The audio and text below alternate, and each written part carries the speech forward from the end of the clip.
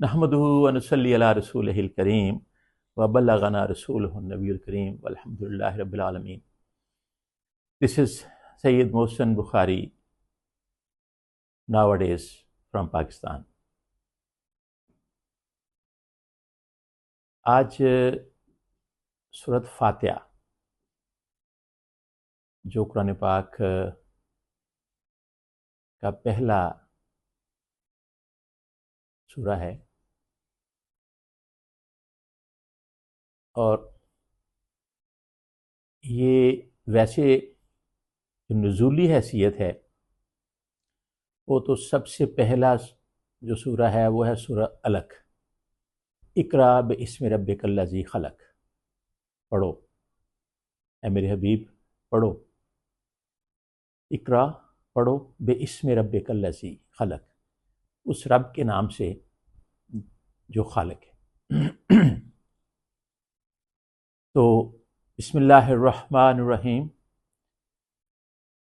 اس بسم اللہ الرحمن الرحیم میں 4 الفاظ ہیں، اور جو بے ہے، بے ایک حرف ہے جو کہ حرف استعانت کہلاتا ہے، یہ مدد کے لیے ہے. تو اگر ہم بسم اللہ پڑھیں تو بے اسم اللہ، اللہ کے اسم کے ساتھ. پھر ہم اس کو ایسے ہی پڑھ سکتے ہیں اللہ کی مدد کے ساتھ، کیونکہ یہ بے استعانت ہے. بے اسم اللہ، اللہ کی مدد کے ساتھ. الرحمن الرحیم، جو کہ رحمان بھی ہے اور رحیم بھی ہے.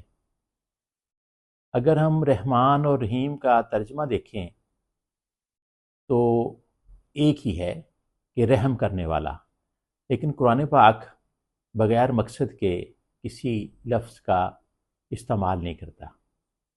مفسرین نے لکھا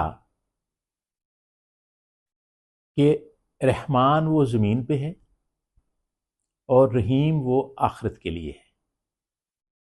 اس لیے کہ جب اللہ تعالیٰ رحمان کی حیثیت میں عطا کرتا ہے تو ہر کسی کو عطا کرتا ہے، چاہے وہ مشرک ہو، کافر ہو، وہ چرند ہو، پرند ہو، اسے کوئی ماننے والا ہو یا نہ ماننے والا ہو.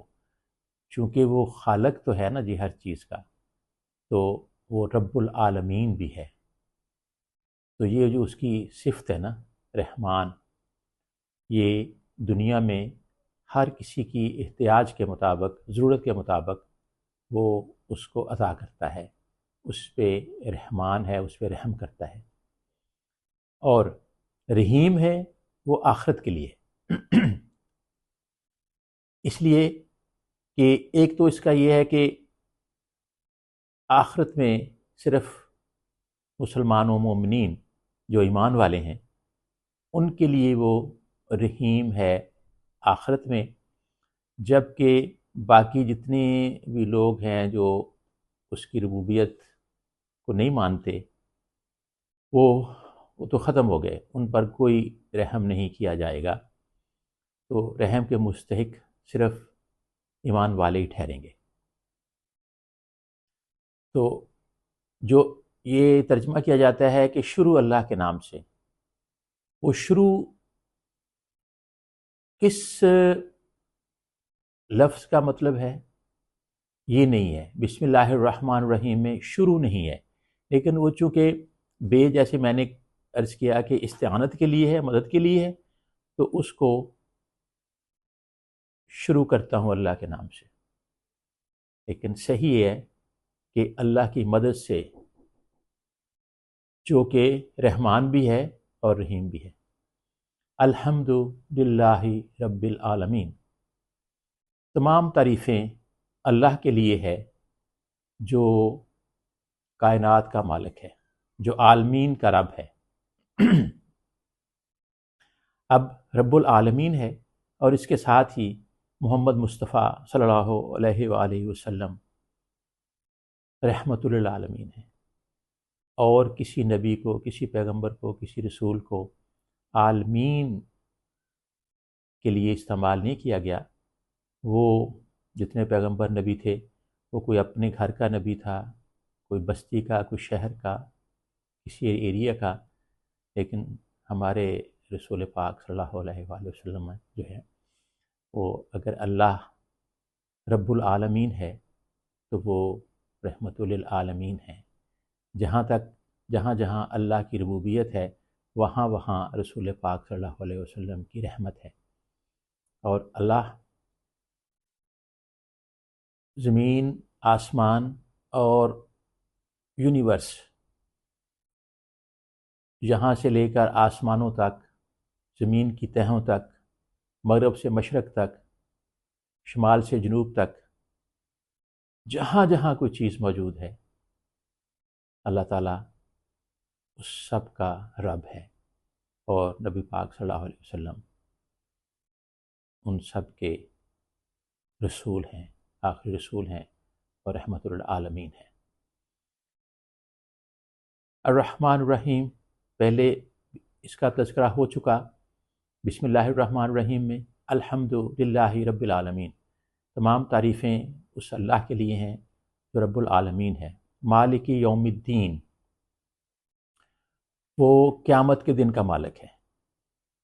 تو جیسے میں نے پہلے عرض کیا کہ رحمان کی صفت جو ہے وہ یہاں کے لیے ہے، اور رحیم کی صفت جو ہے وہ آخرت کے لیے ہے۔ تو جو ایمان والے ہیں ان کو اللہ نے کہہ دیا کہ اس نے تعارف ہی کروایا کہ میں رحمان بھی ہوں، رحیم بھی ہوں، بشرطے کہ ہم اس کو رب مانیں اور اس کے رسول پاک صلی اللہ علیہ وآلہ وسلم کے احکامات پر عمل کریں۔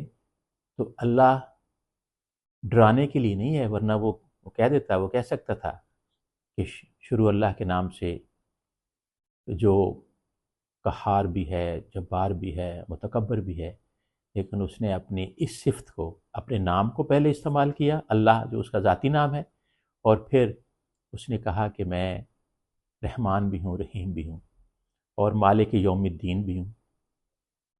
تو اس لیے اگر ہم اللہ اور اس کے رسول کے احکامات پر عمل کرتے رہیں تو ہمیں آخرت سے ڈرنا نہیں چاہیے، آخرت کی تیاری کرنی چاہیے، ڈرنا نہیں چاہیے، کیونکہ جو یہاں پہ رحمان ہے وہاں پہ وہ رحیم ہوگا۔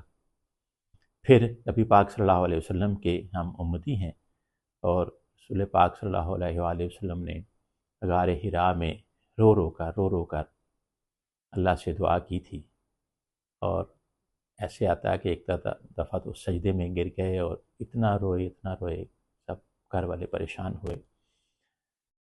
تو یہی تھا کہ یا اللہ میری امت کو بخش دے، وہ دعا تو قبول ہو گئی انشاءاللہ۔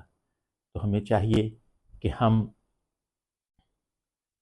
نبی پاک کی دعائیں، اللہ کے احکامات، اور جو اللہ تعالیٰ نے ہمیں آنکھ، کان، زبان، یہ جسم اور اشرف المخلوقات بنایا، اس کا تقاضا یہ ہے کہ ہم اس کا شکر کرتے رہیں، اس کی ثنا کرتے رہیں، اس کی حمد کرتے رہیں، اس کے نبی پر درود و سلام بھیجتے رہیں، تو اللہ انشاءاللہ، اللہ بہت ہی رحیم اور کریم ہے، اور ہمارے لیے تو خاص کر۔ تو انشاءاللہ الحمدللہ رب العالمین کا جو دوسرا حصہ ہے وہ میں کل عرض کروں گا انشاءاللہ۔ وما علینا الا البلاغ المبین۔